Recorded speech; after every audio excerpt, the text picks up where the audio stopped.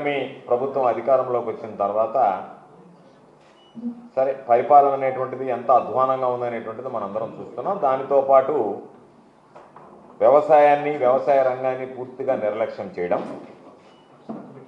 రైతులకు సంబంధించినటువంటి ఆత్మహత్యల్లో రికార్డు సృష్టించడం తప్ప వ్యవసాయాన్ని గురించి కానీ రైతుల గురించి కానీ పట్టించుకునేటువంటి పరిస్థితిలో ఈ ప్రభుత్వం లేదు అనేటువంటిది అర్థమైపోయింది. ఎందుకంటే ఈరోజు రైతుల ఆత్మహత్యలకు సంబంధించి ఆంధ్ర రాష్ట్రంలో 2025లో జరిగినటువంటి మరణాలు, ఆత్మహత్యలకు సంబంధించి కానీ జరిగినటువంటి వాటి మీద పోలీసులు ఒక నివేదిక ఈరోజు ప్రచురించడం జరిగింది.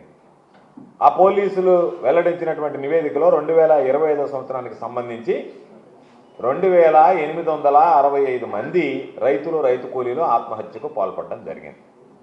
అంటే దాదాపుగా 2024 సంవత్సరంతో పోలిస్తే 5%, అంటే 4.8% ఇది అధికంగా ఆత్మహత్యలు నమోదు కావడం అనేటువంటిది ఇది రైతాంగాన్ని కానీ సమాజాన్ని కానీ కలవరపాటుకు గురి చేసేటువంటి పరిస్థితి. ఎందుకంటే రైతుల ఆత్మహత్యలు అనేటువంటివి, అన్నదాత ఆత్మహత్య అనేటువంటిది ఈ సమాజంలో ఎవ్వడు కూడా దాన్ని అంగీకరించడు. అన్నదాత పట్ల నిద్ర లేస్తే మనం బ్రతకడానికి అవసరమైనటువంటి ఇంధనాన్ని, ఆహారాన్ని సరఫరా చేసేటువంటి అన్నదాత పట్ల ప్రతి ఒక్కరికి కూడా ఈరోజు పాపం వాళ్ళని చూస్తేనే జాలి కలిగేటువంటి పరిస్థితి ఉంటుంది. ఆత్మహత్యకు పాల్పడ్డాడు అంటే ప్రతి ఒక్కరు కూడా ఆవేదన చెందేటువంటి పరిస్థితి ఉంటుంది. కానీ ఈ సమాజం, ఈ ప్రజలు అయ్యో మనకి కడుపుకి పట్టిన అన్నం పెట్టేటువంటి అన్నదాత ఆత్మహత్యలకు పాల్పడుతున్నాడే అనేటువంటి భావం ఉన్నా ఈ ప్రభుత్వం ఏమాత్రం పట్టించుకోకుండా గాలికి వదిలేయడం అనేటువంటిది ఇది నిజంగా దుర్మార్గం, ఇది దురదృష్టకరమైనటువంటి విషయం. ఈరోజు అనేక రకాలైనటువంటి కారణాలు ఉన్నాయి.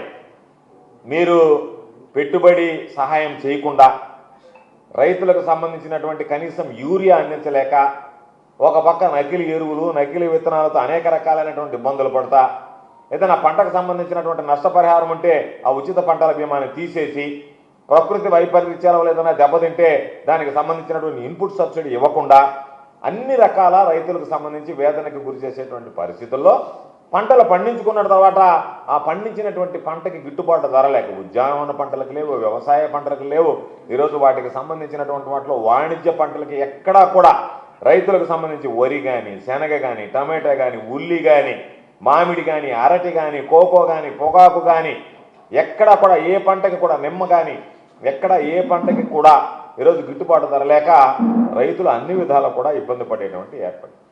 మీరు ఈరోజు ధాన్యం కొనుగోలు కేంద్రాలు, పంటల కొనుగోలు కేంద్రాలు అని చెప్పి హడావిడి చేయడం తప్ప ఎక్కడా కూడా వాటికి సంబంధించి మీరు కేవలం ప్రకటనలకి పరిమితం అవుతున్నారు తప్ప రైతులను ఆదుకోవాలనేటువంటి ఆలోచన, ఆ చిత్తశుద్ధి మీకు లోపించింది. కాబట్టే ఒక్కరోజు కూడా రైతులకు సంబంధించినటువంటి విధానాల మీద, వ్యవసాయం ఏ విధంగా జరుగుతుంది, రైతులు ఎందుకు ఇంతమంది ఆత్మహత్యకు పాల్పడుతున్నారు అనేటువంటిది మీ ప్రభుత్వంలో, మీ పోలీసు శాఖ ఇచ్చినటువంటి నివేదిక మీద కూడా మీరు సమీక్షించుకోవడం లేదు. అంటే రైతులు ఆత్మహత్యలు చేసుకున్నా సరే మాకేం పర్వాలేదు, మేము పట్టి పట్టనట్లుగా వ్యవహరిస్తామన్నట్టుగా ఈరోజు ప్రభుత్వం రైతుల పట్ల నిర్లక్ష్యం వహించి రైతుల ఆత్మహత్య వైపు మొగ్గు చూపుతున్నా వాళ్ళని పట్టించుకోకుండా వాళ్ళని గాలి వదిలేసి ఈరోజు వ్యవసాయం పట్ల మీకున్నటువంటి ఏకభావం, వ్యతిరేక భావం, నిర్లక్ష్యం అనేటువంటిది స్పష్టంగా కనిపించేటువంటి పరిస్థితి ఏర్పడింది.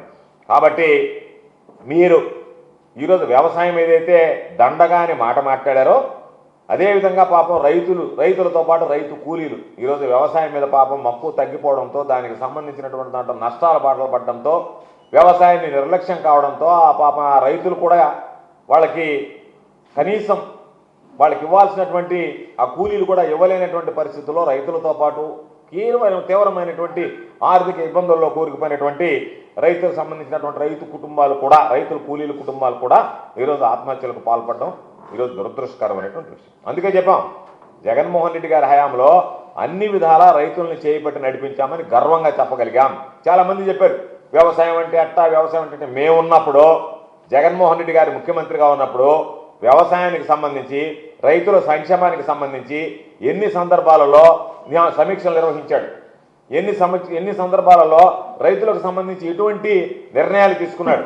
ఆయన ఆ రోజు తీసుకున్నటువంటి అనేక రకాలైనటువంటి నిర్ణయాలు రైతులకు సంబంధించి ఏ విధంగా మద్దతునిచ్చాయి, ఊతమిచ్చాయి అనేటువంటిది ప్రత్యేకంగా చెప్పాల్సినటువంటి అవసరం లేదు. ప్రకటనలకు పరిమితం కాలేదు.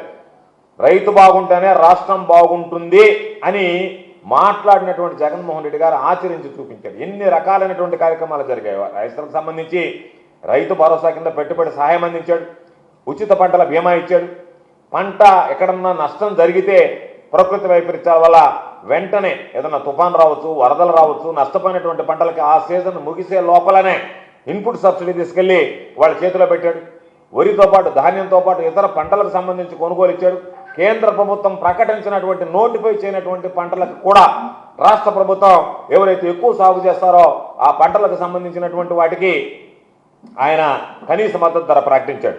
విద్యుత్ బకాయిలు పెట్టి చంద్రబాబు నాయుడు ఆ రోజు రైతుల్ని సంబంధించి సరిగ్గా విద్యుత్ కూడా ఇవ్వకుండా 2014-2019 మధ్య 8,845 కోట్ల రూపాయలు బకాయిలు పెట్టి వెళ్ళిపోతే ఆ 8,845 కోట్ల రూపాయలు 2014 నుంచి 2019 వరకు చంద్రబాబు నాయుడు హయాంలో పెట్టినటువంటి బకాయిలను చెల్లించి మరలా ఉచిత విద్యుత్ కింద సబ్సిడీ కింద 43,744 కోట్ల రూపాయలు జగన్మోహన్ రెడ్డి గారి హయాంలో ఇవ్వడం జరిగింది. అనేక రకాలైనటువంటి వకాలతులకు సంబంధించినటువంటి విద్యుత్ ఫీడర్లు, వాటికి సంబంధించినటువంటి ఆ ఫీడర్ల సామర్థ్యం పెంచడం, విద్యుత్ సబ్సిడీ ఇవ్వడం, వాటితో పాటు మత్స్యకార భరోసా ఇవ్వడం, మత్స్యకారులకు సంబంధించినటువంటి డీజిల్ సబ్సిడీ ఇవ్వడం, అక్వాకు సంబంధించినటువంటి ఏదైతే 1.5 రూపాయలు అన్నాడో 1.5 రూపాయకి ఇవ్వడం, రైతులకు సంబంధించి ఆయిల్ పామ్ రైతులకు సబ్సిడీ ఇవ్వడం, ఈరోజు సూక్ష్మ సేద్యానికి సంబంధించి కానీ పండ్ల తోటల అభివృద్ధికి సంబంధించి కానీ ఇతోధికంగా సహాయం అందించడం, వైఎస్ఆర్ 0 పంట వడ్డీ రుణాలు ఇవ్వడం, విత్తన సబ్సిడీ ఇవ్వడం, యంత్ర సేవ ద్వారా ఆ రోజు అనేక రకాలైనటువంటి పరికరాలు ఇవ్వడం, విత్తన బకాయిలు చంద్రబాబు నాయుడు 2014-2019 మధ్య పెడితే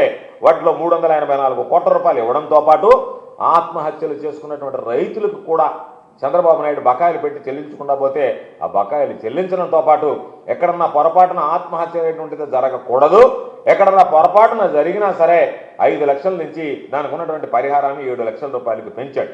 కాబట్టి రైతులకు అన్ని విధాల అండగా నిలిచాడు. కాబట్టే ఈరోజు ఆ ఆత్మహత్యలు అనేటువంటివి తగ్గించగలిగాడు, వ్యవసాయం మీద దృష్టి కేంద్రీకరించాడు, రైతులకు అన్ని విధాల అండగా నిలిచాడు. కాబట్టి రైతులు కూడా సుఖ సంతోషాలతో ఉన్నటువంటి పరిస్థితి. చంద్రబాబు నాయుడికి వ్యవసాయం అంటే నిర్లక్ష్యం, వ్యవసాయం పట్ల అవగాహన లేదు, వ్యవసాయం మీద సమీక్షలు లేవు. అసలు ఈ రాష్ట్రానికి వ్యవసాయ శాఖ మంత్రి ఉన్నాడో లేడో కూడా పాపం రైతులకు కానీ ప్రజలకు కానీ తెలియనటువంటి పరిస్థితుల్లో ఈరోజు పాపం ఆత్మహత్యలు చేసుకోవడం అనేటువంటిది ఇది అత్యంత దురదృష్టకరమైనటువంటి పరిణామం. కాబట్టి ఈ ప్రభుత్వానికి చిత్తశుద్ధి ఉంటే ఇప్పటికైనా కళ్ళు తెరిచి ఆత్మహత్య చేసుకున్నటువంటి కుటుంబాలను ఆదుకోవడంతో పాటు రైతులకు అన్ని విధాల అండగా నిలిచి మీరు ఎన్నికలకు ముందు ఇచ్చినటువంటి హామీలను నిలబెట్టి ఇప్పటికైనా సరే రైతులకు సంబంధించి ఆ ఆత్మహత్యలు అనేటువంటివి జరగకుండా చూడాల్సినటువంటి బాధ్యత మీ మీద ఉంది.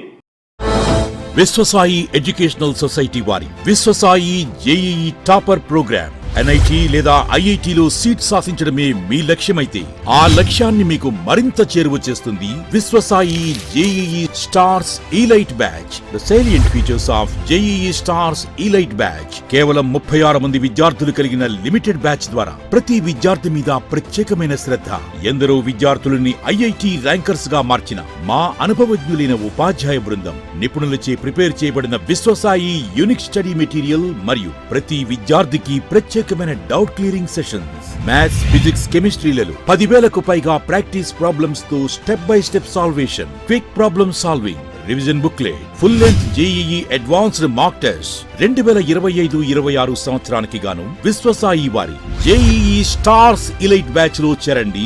విశ్వసాయి అంటేనే తల్లిదండ్రుల నమ్మకం, విద్యార్థుల విజయం. Viswasai educational society, Nellore, Tirupati. Hi Nilor, please subscribe to N3 TV.